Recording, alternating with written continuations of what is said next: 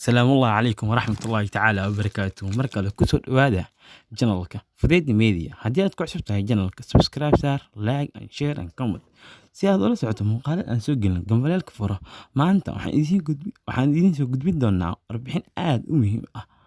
lamaanihii ugu da'deera oo ka aqalgalay Soomaaliya qaas ahaan magaalada Burco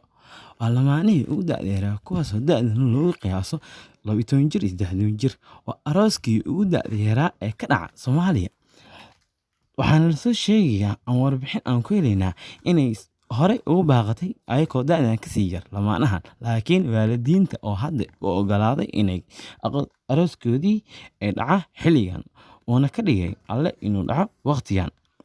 waa arooskii ugu da'deera ka dhaca Soomaaliya kaasoo ah mid aad loola yaabay dadka bulshada ah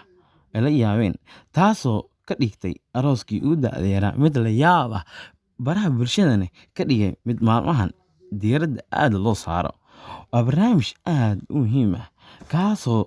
da'dooda lagu qiyaaso mid aan macquul ahayn waa sidee dad badan ayaa isweydiinaya su'aalo dhowr ah sidee isku dhaqi doonaan markii ay ka baxaan xaaladda guurkooda sidee noqon doontaa nolosha cusub ee lamaanahan aad u da'yar ee sidee ku maareyn karaan noloshooda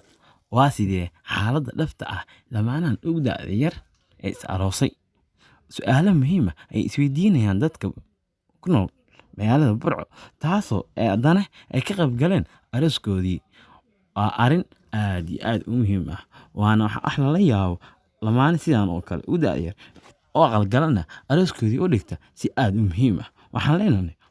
hambal daruur curatiyo cirsoon koday cadceed dalatiyo hubaan curdinay badko cadarliyo cusub ka dooga daruur curatiyo cirsoon koday cadceed dalatiyo hubaan curdinay badko cadarliyo cusub ka dooga